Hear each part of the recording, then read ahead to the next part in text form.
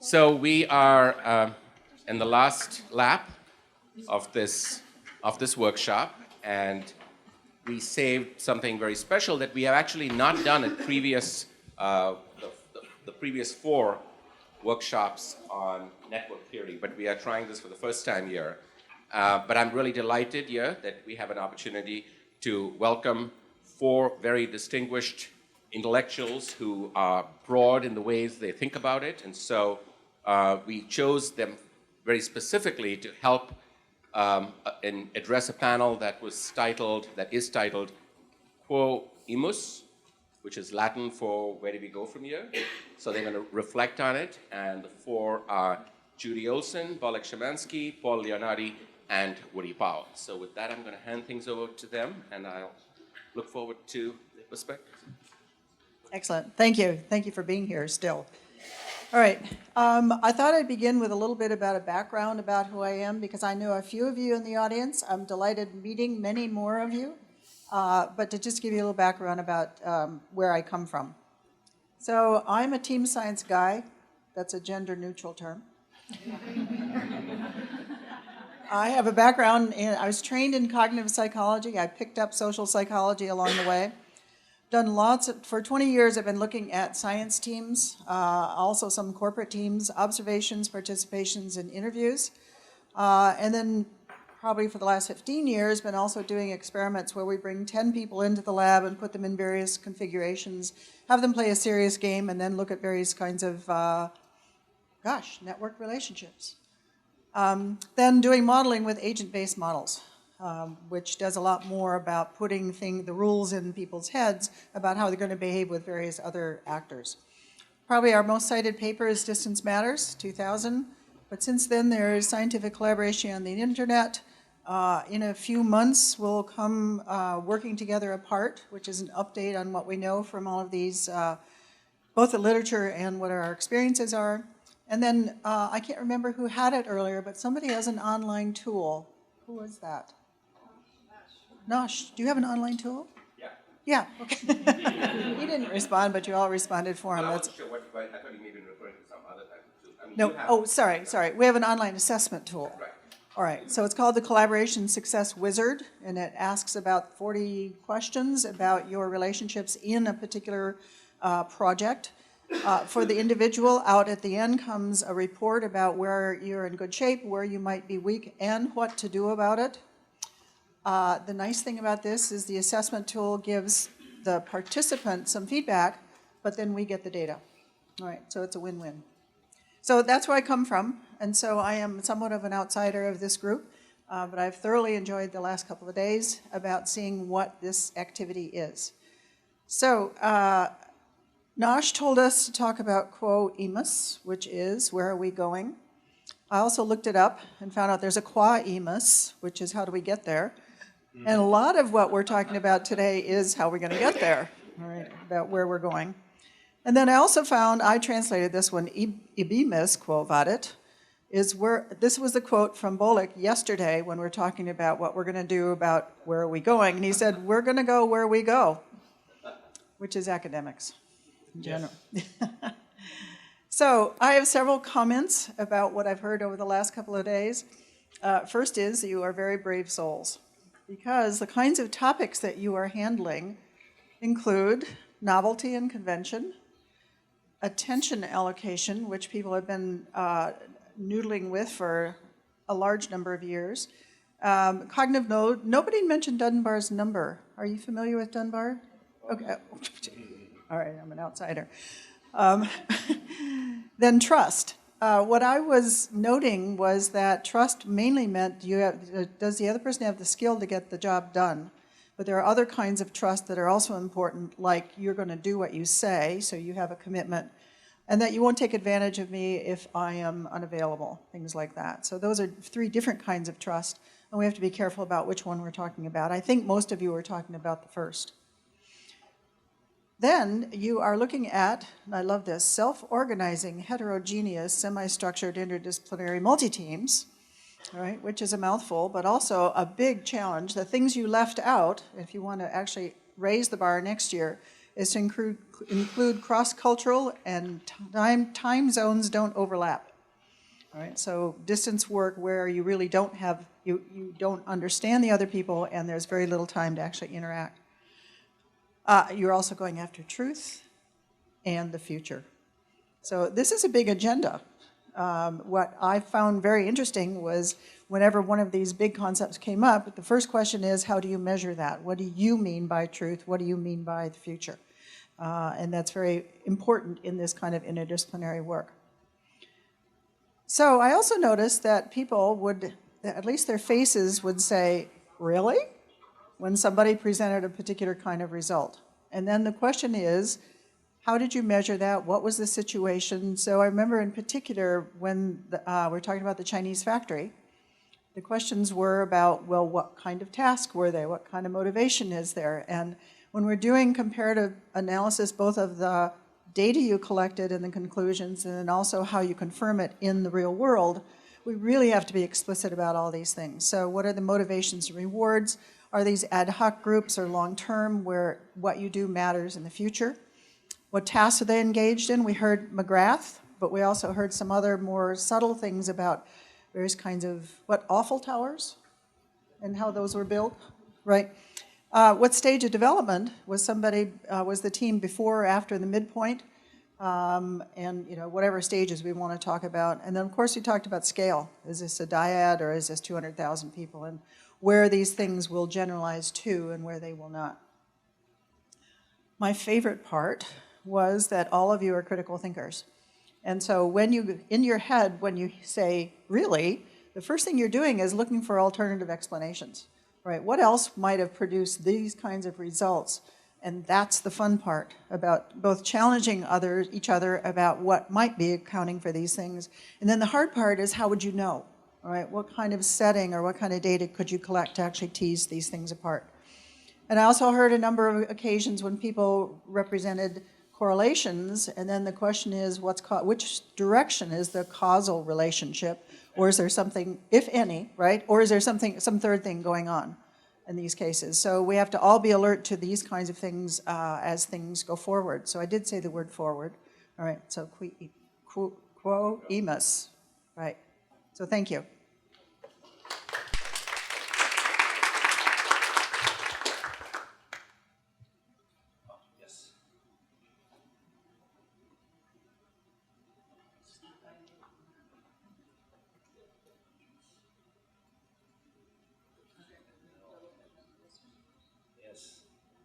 So I would like to immediately comment that we are brave because, as you remember, any contract which our university signs says the best effort.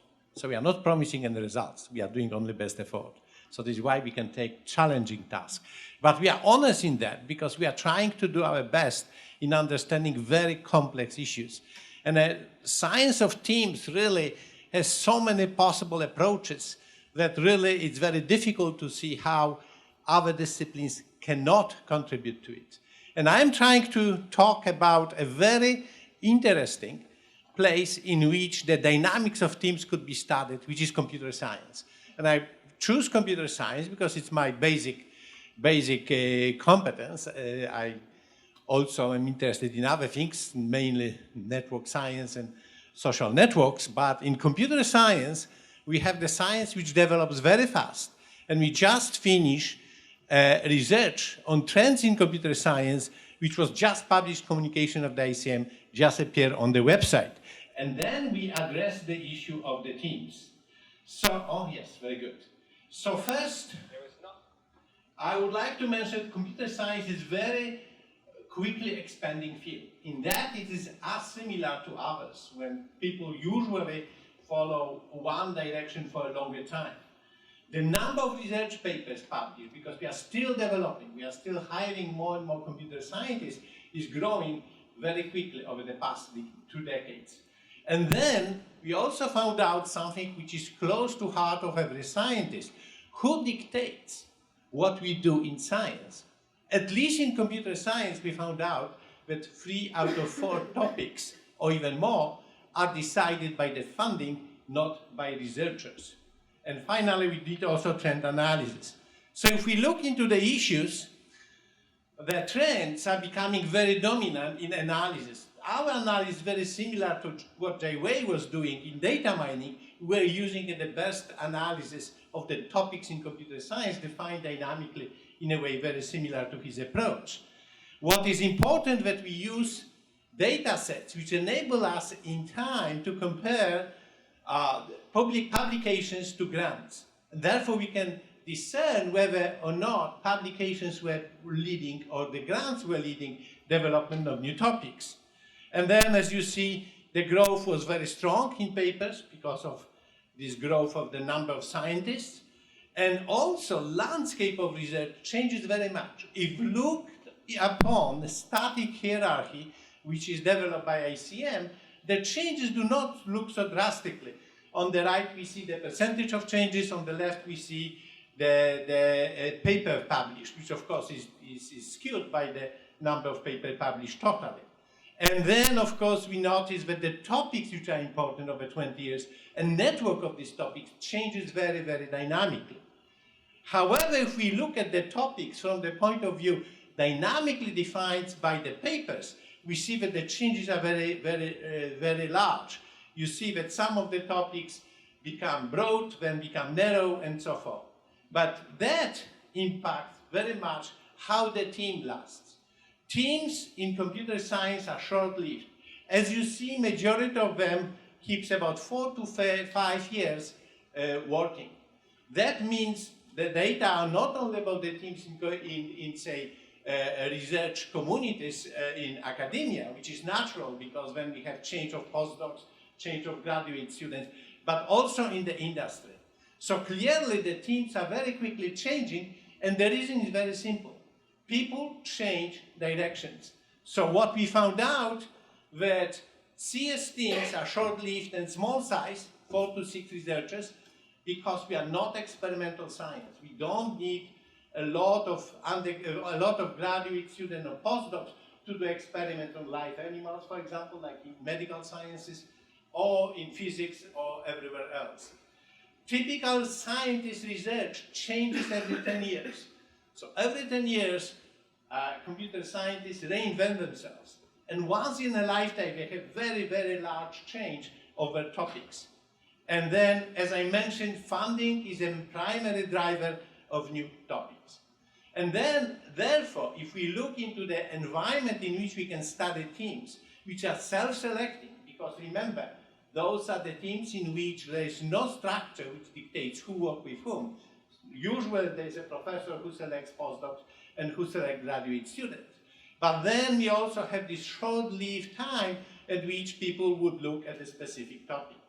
One important thing which I wanted to mention, also, the very important thing for the role which computer science can play in sociology when we are talking about social networks. Computer science thrives on the data. And therefore, computer science frees sociology from the bond of questionnaire. No longer it is necessary to go to the millions of people and gather, in a very painful process, well-crafted questionnaire in order to find out what's going on. Because computer science enables us to analyze vast data automatically collected from people's activity. So this is what we term behavioral science.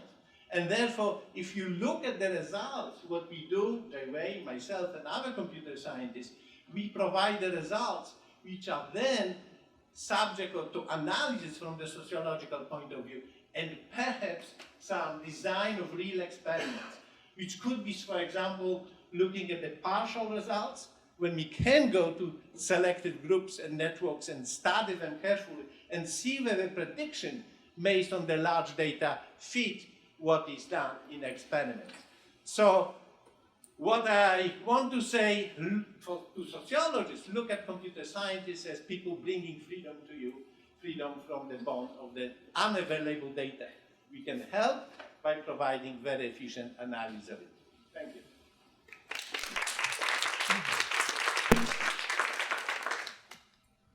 All right, is this volume okay?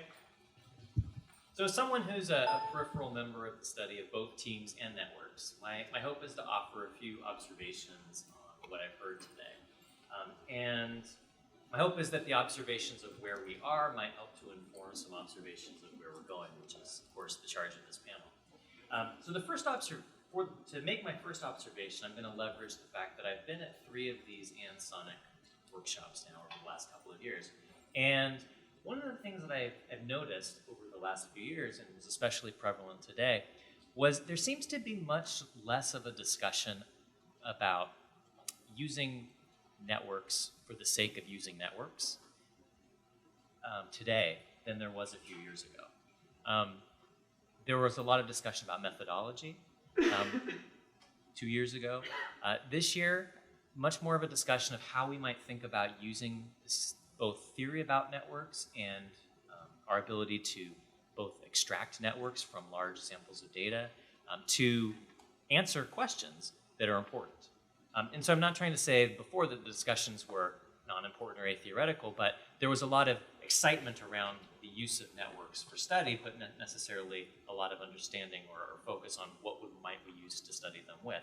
And what came across very strongly, I think, in our discussions over the last couple of days, were there were very important problems that people were hoping to solve, and using both network theory and methodology was one way to help solve that problem. So that's an evolution that I've noticed over the last couple of years. Another observation that's more particular to the workshop at this time is that this notion of teams that we've been discussing is very broad and ambiguous, and it seems not well defined. And this is something that Woody and I talked about as well. That it's not clear necessarily what a team is.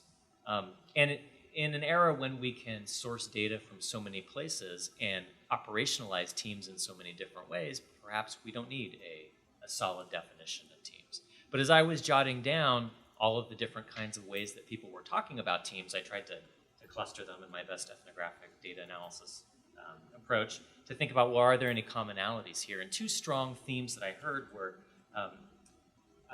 that teams were defined often as networks, and that we talked about networks of teams. But we didn't often discuss were networks within and around teams. And I'm not sure if this necessarily shows a bias in the way that we're thinking about teams, but so much of our definition of teams in this room over the last couple of days seems exogenous rather than endogenous. That as researchers, we've either sampled a network in a particular way that surfaces what a team is, and we've decided that this particular boundary is the team boundary, or we've dispensed with the boundary altogether and treated the whole network as a team, rather than trying to start from the perspective of people who might identify as members of a team and then say, well, what might my connections look like with people who also identify as members of a team or externally? And again, that's not meant to be a criticism, but more an observation that perhaps a network focus on teams really does collapse prior understandings and definitions of what teams really are.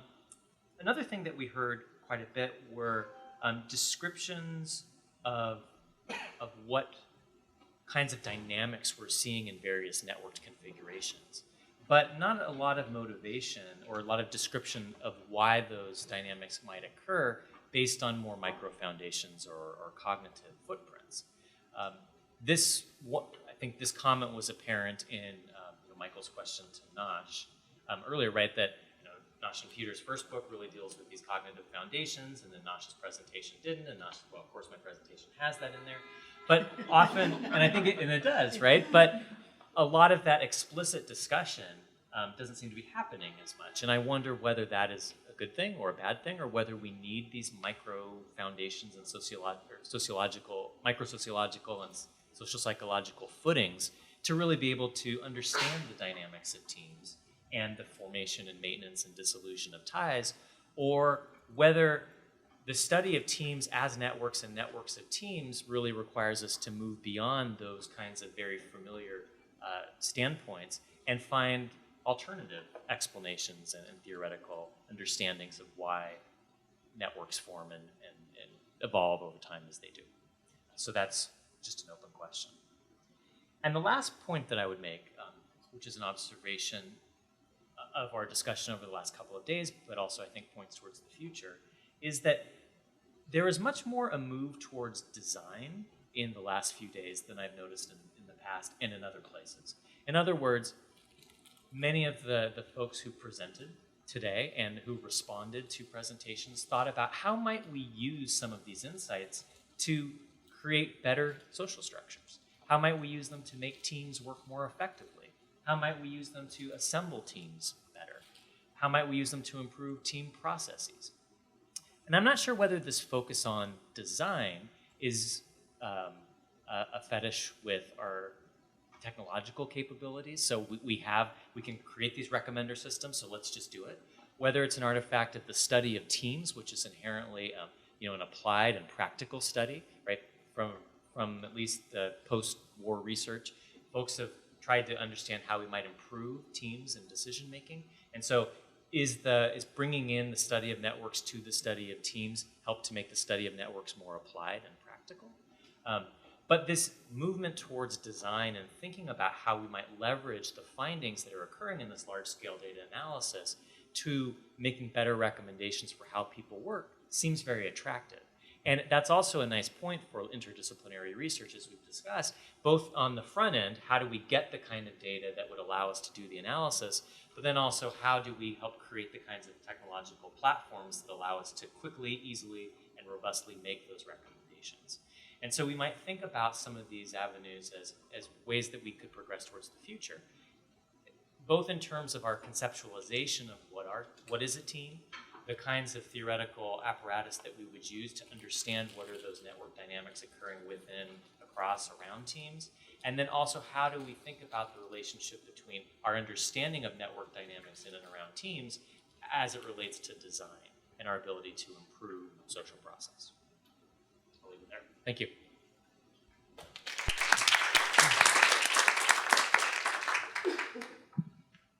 I'm sitting here reflecting on how similar Paul's and my comments are going to be, despite the fact we had no coordination. And our relationship is one that might not show up in most of our network research. Paul's a graduate from Stanford. He took organization theory with me. I was not a member of his dissertation committee. However, his dissertation chair is one of my very closest friends. Our children grew up together, our wives talk all the time, and I hear about Paul continually from my friends. So, and with great admiration, they talk about him. So here's a weak, diffuse network tie that would escape almost all of our work, and yet I'm struck by the remarks I'm going to give in a minute are very, very similar. So there's clearly an influence there. So a process comment to start. I've been to 3 of these. I guess I thought I'd been to most of them. You've been to 3 too, but I assume. Michael has been to all 5. Okay, so I assume that means that I can comment about your efforts, and that's one of the first things I want to say. Peter, Janet, Nash, Brian, and Luis, who aren't here, have been really generous, have been engaging, have been intellectually capacious, and the way this group has evolved through time is quite impressive. It began as a kind of disparate set of people with some topic coherence, and this also included Manuel Castel, so there was a lot of work at trying to get topic coherence with that group. I'm going to talk a little bit about the topic coherence, but it's important to at least have an apology. 25 years ago, I wrote some papers about networks, and the fact was if it walked and talked and had a relational character, I called it a network. Okay, so now for me to say, what is a team? I'm mindful of, I heard this for a long time. But what's happened with this group is, I think, really interesting. They've become, if you will, less evangelical and worked much more strongly on building a congregation, to use Ron's language. And there's a very interesting intellectual community forming around network science, and these folks are at the core of it, and you deserve a pat on the back because you've accomplished something, I think, really pretty remarkable in a short space of time, which speaks to how incredibly rapidly this area of research is developing.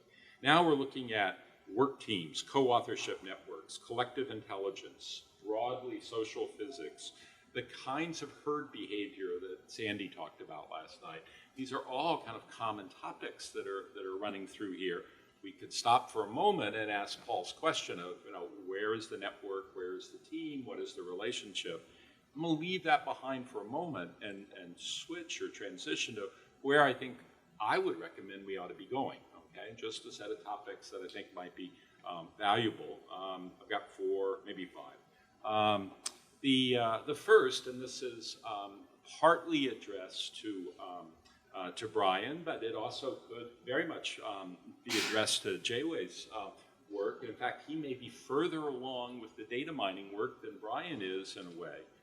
I want us to think harder about what did citations tell us and not tell us than a focus on topics would tell us. Okay? Citations are a very interesting measure. We can debate their instrumentality, but citations are in a very powerful way looking backwards. Newton used the line, standing on the shoulders of giants. We say that with great praise today. Actually, in Newton's time, standing on the shoulders of giants was meant to be a dig at his main rival. Newton was only 5'6". He was not 5'10". His rival, Professor Hooks, I think was a very tall man and argued with Newton continually. And his line, standing on the shoulders of giants, was partly meant to convey he trumped him. Okay, so it's important to think about. And Newton did it solo authored, not in a team. Brian kept using the Darwin hypothesis. Darwin did it solo. Darwin left Cambridge. There's a little garden in Jesus College, Darwin's garden, but he got out of there his second year. He was 6 feet tall, so difference there. But I think we want to think harder about topics and subjects rather than citations. We want to begin to think about what are ways we can look at how ideas attract and combinations of ideas rather than just, so that's trying to look forward. The second comment is about this design work that Paul mentioned. I am struck by this interest in collective intelligence. There's a group of us at Stanford who've been reading for a couple of years about stigmergy, which is the way in which animal species self-organize. Ants are the classic example, and if you don't know Deborah Gordon's work on ants, it's some of the most interesting work you can find, and stigmergy is a big Santa Fe theme, Santa Fe Institute theme. But where I'd like to see us start thinking about this social physics, this money ball for social science, as Brian described it, is about questions of governance. We almost always think about it in terms of products and making things, and mostly making things in a corporate sector, but we could begin to think about how policy could be improved by techniques of Moneyball. And when we look at governance, we start seeing all kinds of examples. Wikipedia is maybe an easy one, the sharing economy. We might even think, this is a little heretical, I'm sure, in some contexts, I think it's fair to say in an academic one, that we could think of WikiLeaks as a new form of global governance that's a critique of the ways in which people are paying attention to us. I think we ought to be thinking much more on this design front in terms of how we could improve policies. There's a joke in the Bay Area right now. Oakland is, the Bay Area is a very odd place. San Francisco and Silicon Valley are just thriving, and it's practically golden streets once again. But Oakland is this just basket case of a city. And a lot of people are pushing Billy Beane, the creator of Moneyball, to become the mayor of Oakland, to run for Oakland, and to use Moneyball techniques to improve Oakland. How can you use limited government resources to do things that will have the biggest input? And those are topics I think we could certainly pick up. Now, more narrowly, I think the papers in the past couple of days and more broadly, we've got to think harder about multiple memberships. How is it that people are in multiple groups at the same time? I'll pick on Paul again. This comes to mind. To think about how the data would, in some sense, misrepresent Paul. Paul is working with Steve Barley at Stanford, and he's working with Diane Bailey at Texas. Steve and Diane were members of your dissertation committee. Paul is in a communication department. Steve is in management science department of School of Engineering. Diane is in School of Information. So on all of our records, They would show up as 3 different universities, 3 different disciplines. And yet they're essentially joined at the hip in terms of their intellectual biography, okay? But the important feature of their intellectual biography is they have now very different sets of ties to others as a feature of where they're located. And we don't understand how much those other sets of ties come back and influence the team. And that's the interesting feature. We misrepresent. Jonathan knows this as well as anyone. I see him nodding his head because he spent 10 years trying to understand this phenomena. And we go for the low-hanging fruit and don't go for the trunk of the tree. And I think that trunk of the tree is really important. Now, how would we do that? A couple of suggestions. I think we ought to be at a stage that we could start doing what you might call topologies or structural signatures. I'll give you one, a very simple one. We've been very interested in how science evolves in cities to try to understand why high-tech communities form in different cities. And Kirsten Whittington, a former student of mine, professor at Reed College now, has done a lot of work on the publication and patenting structure of science in Boston. And Boston is amazing because there's one man, Robert Langer, who is described as the first scientist of Boston. He's the only person alive who's a member in National Academy of Science, National Academy of Engineering, National Academy of Medicine. He runs in a very large lab. He's had more than 500 PhDs and postdocs. If you build a network map of collaboration in Boston and remove Langer, Boston turns into the Stockholm archipelago. With Langer there, it's this densely connected community. But what Langer creates is a lab model in which postdocs teach advanced grad students, advanced graduate students teach younger grad students, younger graduate students teach undergraduates, and there's a succession process, and it looks deeply familial. They retreat to Cape Cod twice a year with like 100 people living in beach houses together, come back, they have a web page. You can Google the Langer Lab web page. What you see is a structure that when I first showed the pictures to John Padgett, his first reaction was, that's Cosimo de Medici. This looks so much like a Florentine network in some sense. And what, rather than trading daughters, what Langer trades are postdocs. And some people have a look on their face, but what happens is the Langer network then gets reproduced in other places, and the same topology as they move to other places. Think about the contrast to other labs at Harvard and MIT, where the setup is grad students and postdocs work on the same problems and compete as rivals to one another. Okay, that's a very, very different model than the Langer model. And we ought to be able to start designing, if you will, structural signatures of that. I think there are a couple of ways we could do it, and there's hints in some of the work here. Jonathan did this, Balish did this, started thinking about prior ties and what's experience. What we ought to begin thinking about is what the network biographies look like. How do people flow through these systems in different ways? The data mining that you've described could help us immensely on that. And we could begin to see, is this really a team, or is the team an outcropping of a particular network formation? Okay? And then we could see what different formations look like and how variety in the formations of the networks influences the productivity of the teams. Maybe I better do my last point.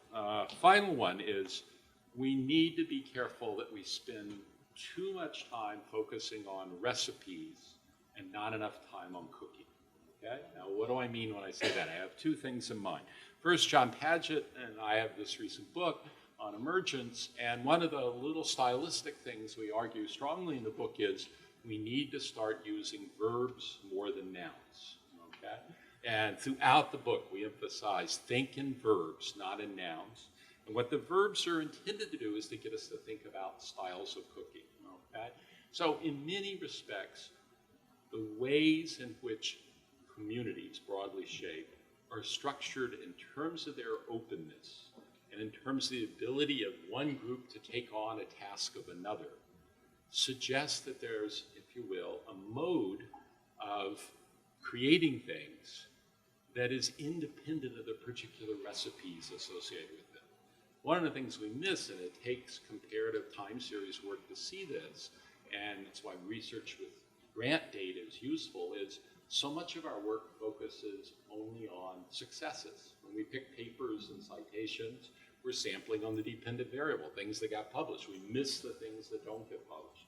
One nice thing of looking at multiple cities with comparable endowments and seeing which ones grow and which ones don't take off is you begin to get to see that different styles of cooking, different forms of openness, different forms of collaboration make possible things in some places that aren't possible in others with the same recipe.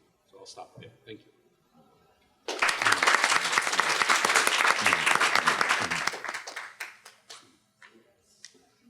Comments? It's open for discussion now. So I think Steve has going to kick us off here. You may need to actually take one of those microphones as well. Okay, well, first of all, I found it very stimulating the last 2 days, and I appreciate you inviting and an opportunity to listen. I was struck by the term, we don't know what a team is, or it's very vague, and I'm sure there's other team people in the room may say the same thing. There's a concept in the teams literature called additivity, introduced in 1958 by Don Campbell, who laid out the parameters of what a team is. And I doubt you'll find any teams researcher who would say, we don't know what a team is. I've been struck, my head's been wrapping around networks within teams, fascinating concept. I'm working with Leslie on these kinds of things. I'm fascinated by how network characteristics contribute to team dynamic processes, emergent states, and outcomes, which is why I found some of the papers very entertaining. Where I step back a bit is when I seem to hear networks are teams. I would urge people who are saying, we don't know what a team is, to go to the teams literature, look up the concept of additivity, and see how we bounded the notion of team, because we spent many years arguing teams versus crews versus groups even, and so forth. So I think you'll find that there's much less ambiguity about that construct than I think I've heard today. That doesn't take away from the richness of some of the ideas. I'm really fascinated by it. I've been working with Leslie now for 3 years on this particular thing, and she's introduced me to this. And I'm fascinated by network structures as drivers. And I'm fascinated by networks within teams and what they do. And I've been fascinated by leadership structures within teams. So there's a lot of fascinating things there, but I'd be careful if we start exploding with a boundary of what a team is, so that we start introducing ideas that are not germane to the notion of team. Reactions from the panel. Reactions from Nash would be... No, I was going to open it up to anyone else that would might want to react to that. You said that there were others in the room who might also. Sorry? You said that there might be others in the room who may or may not agree with you. So Steve and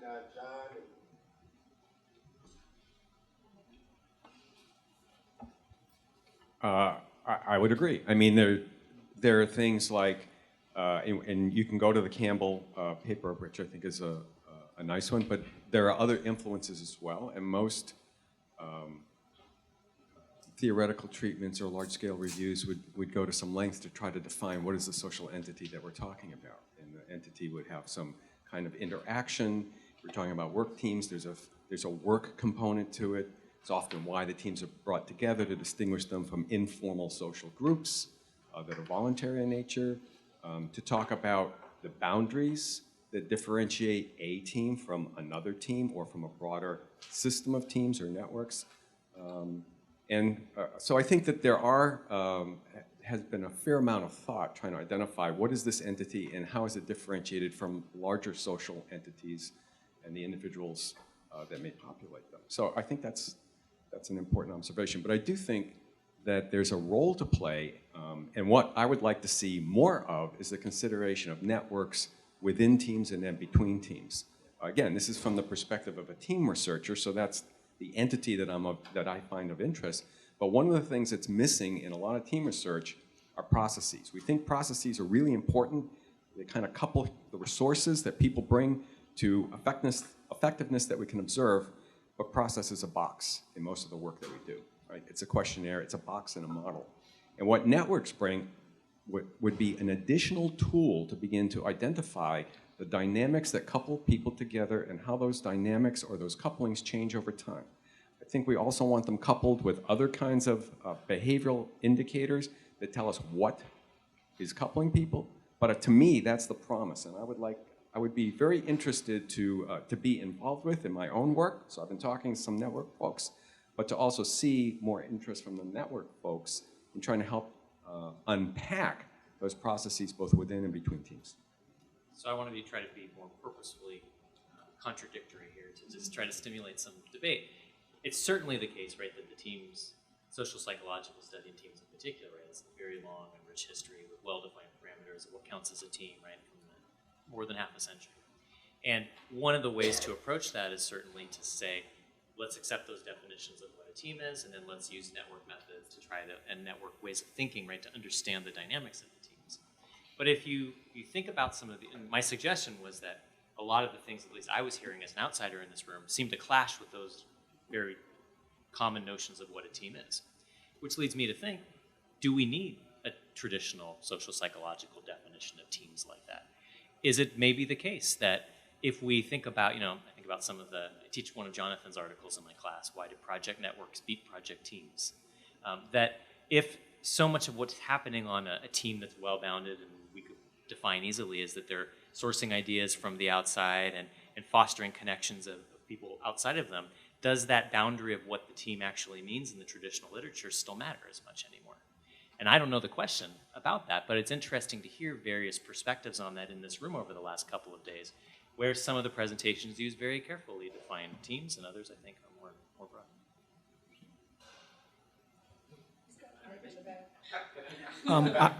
I just wanted to add one point here that actually we all go back to the same roots in the sense that if you look at the papers that came out of Marino and people who are inspired by Marino, including Ralph Stockdale and Seashore, they were using networks to look at leadership and team structures. Somewhere in between, we got sort of separated. We're like twins who were separated at birth or something of that type.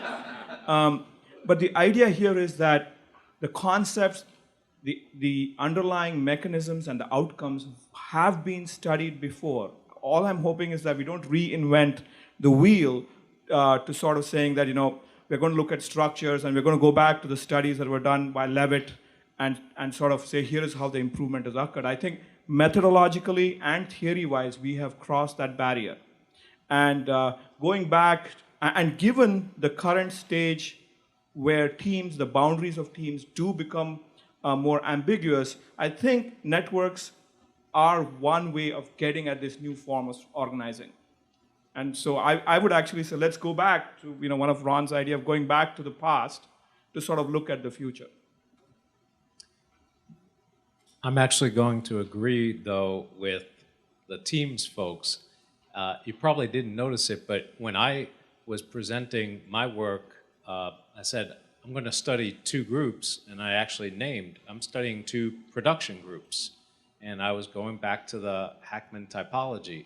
And I wasn't necessarily going to argue, if somebody had pushed me, would I expect to see that in managerial groups? Maybe when I'm looking at top management teams or boards, I could define those as teams. I can study them as networks, but they may be very different. It's okay to have those differences, but I do think it is important for us not to just look for the universals, but also to be thinking about the context in which we're studying these teams and not define them too broadly.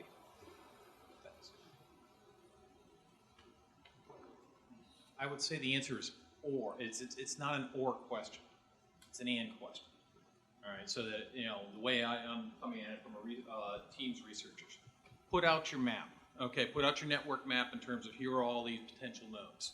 There's going to be some formally designated teams. It may be project teams, it may be work teams. And so you can draw a little click right there. Okay, that's a formally designated team. Now there's processes that are happening within that team, and they're going to leverage processes that come out of the team.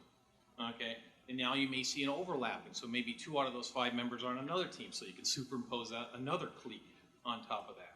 All right, so that if you start thinking about, we do have lots of instances where there are formally designated teams. They fly the airplanes, they run the manufacturing lines. Okay, and there's a lot of other things that require teaming Is Amy still here?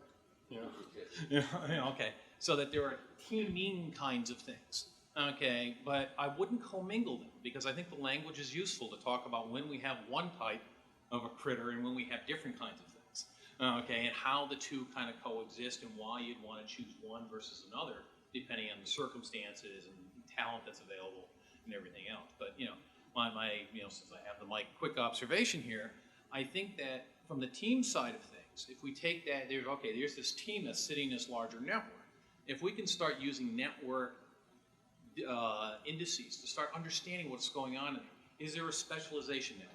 Do we know who knows what? Okay, Kyle Lewis's measure says we just overall make a judgment about that.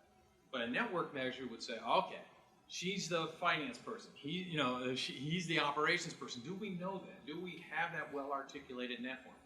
Can we then coordinate across them? That's a different network. Okay, is there credibility or trust among those different people? That's a different network. And all those three networks are working simultaneously. And that team's evolving over time. All right, so that's where I see, as a traditional teams researcher, we're blind.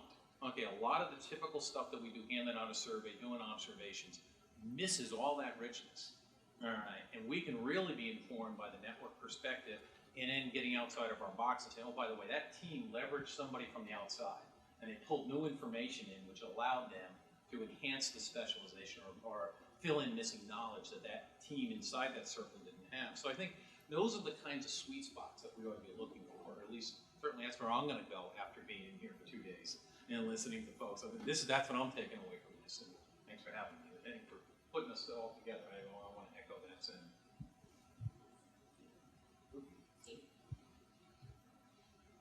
You have something to say? No.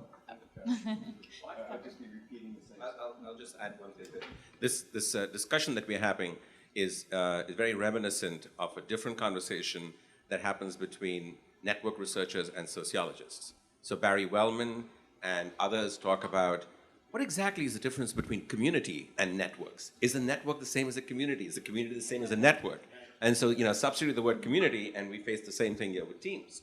But I think in some ways, there are articles that Barry himself has taken positions on it, not that there's widespread agreement or consensus on it. I don't think that we necessarily will see consensus on it, even within this community. I think it's very interesting that almost all the people who've spoken, possible exception of Prasad, have been really more on the psychology, on the team science part of it, in terms of responding to this question, et cetera. To me, it seems that part of what I've seen in the last couple of days is, the different blind people who are looking at different parts of the elephant and each seeing teams and networks intersecting in somewhat different ways. And to me, I think that's something that we probably ought to map in a more systematic fashion. Say, what are the different ways in which teams and networks are being deployed together? Are we talking, some people clearly are looking at, clearly there's a call here for networks within teams. Then there's a network of teams. Then there's a network between teams, which is different.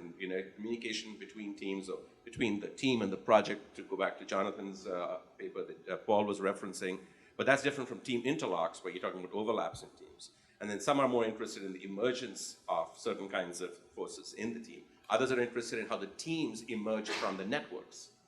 That's almost exactly the opposite sort of thing. Teams emerging from networks and networks emerging from teams.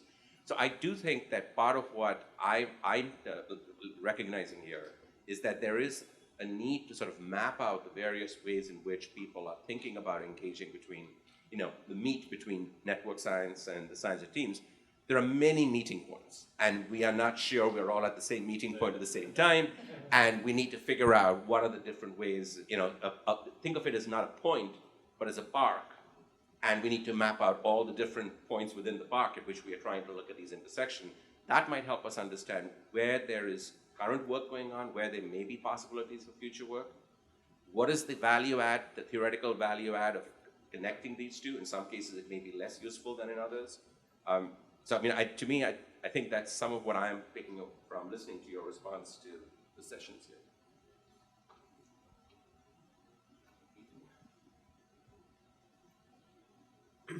I would just add, Ray's still here. So there's a moment in time in this conversation where I felt like I'm in Ray's experiment, where someone told me that the team was the white thing, and then someone told me the white thing was called the network. And we're trying to figure out, if I can use the analogy this far, what we're going to call that. And I would only suggest that as I think about my own work, it's incredibly important to both use the knowledge that's out there and not misuse it.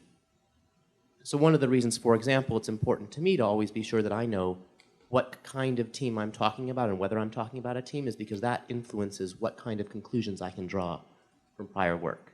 And I think the same is true on the network side.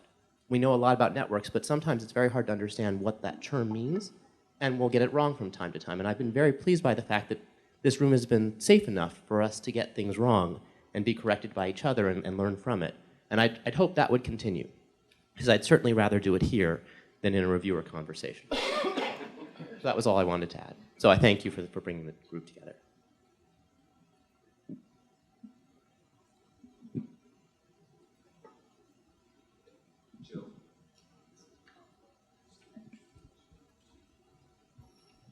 So I wanted to make a comment for the folks who are doing the big data. And my comment there is what you're looking at, your behavioral science is picking up on the things that are easy to see. And sometimes what's underlying what you don't see is perhaps more important. And I would ask you to think about how can we tap into the conflicts that are going on, the rivalries within your work, so that that can be brought to bear to better understand what's happening. I'm just looking at, for example, Brugmans, I don't know how you pronounce his name, looking to the Europeans if you can mention that, detecting communities through network data, which was published in ASR as a comment on the Schwed and Behrman way of detecting communities. And what they're looking at is, you know, if you just look at co-citations, you have no idea, for example, if the citation is pointing a finger somewhere else and saying, that's terrible, or we shouldn't do that. And I can't help but think of, you know, for example, you're going in and blindly coding stuff. Well, what if it's Paul Hirsch's paper, Dirty Hands versus Clean Models, where he's saying, I hate economics. I hate economists. So if somebody was cited there, is that a good thing from economics? There are those mechanisms at play, and I would hope that as you're doing the big data, that you try to surface those in the ways that some of the folks are trying to do. Joe, it turns out less than 10% of citations are of that form in which you are attacking someone. And the general view, I think in the citation world, is spell the name right. You know, even negative citations are powerful as well. But it turns out that we've checked this, and those kinds of, we're not doing this kind of work, or that kind of work is bad, is a very small slice of the citation work. I just wanted to comment also that, first of all, you're absolutely right. That is what is not typical sometimes is very, very important. And the methods which you use, of course, enables us also to look at the, as we call them, outliers, points which do not lie on the you know, predicted line and expected. And those are very, very often very important parts of the dynamics of the network. And the other point which I wanted to mention, we talk about the scale for teams. I think that as we focus in teams now moves more towards processes in teams, we also need to consider time scale, because different dynamics will develop in the team which is organized for ad hoc tasks, maybe lasting half an hour, to the team which would be like scientific collaboration going for years. And I think that in the past, because of the lack of data, a lot of focus was more on structure of the teams. And today, I think the most interesting frontier is to look at the dynamics of processes on teams. And I think that's something which would be very, very interesting, and I think would bring this view, these points, what's community, what's the network, and what's the team, very strongly into view, because interactions of these three entities, which are similar but not the same, would be driving the processes.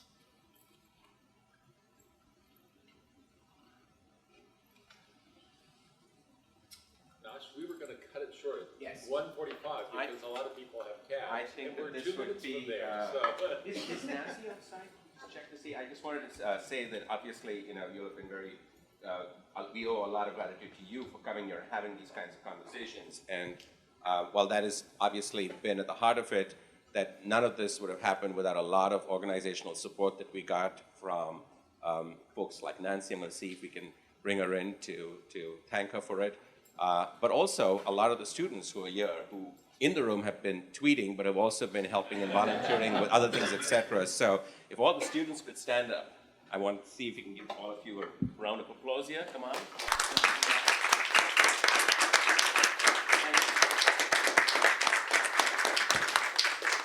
In many ways, they are going to be the best legacy of whatever ideas and discussions we have out here, etc. So I think we should absolutely acknowledge them. And I'm just going to see if Leslie and Janet and Peter, Brian had to leave because he's teaching today, but if Leslie or Janet and Peter want to say some closing words or something.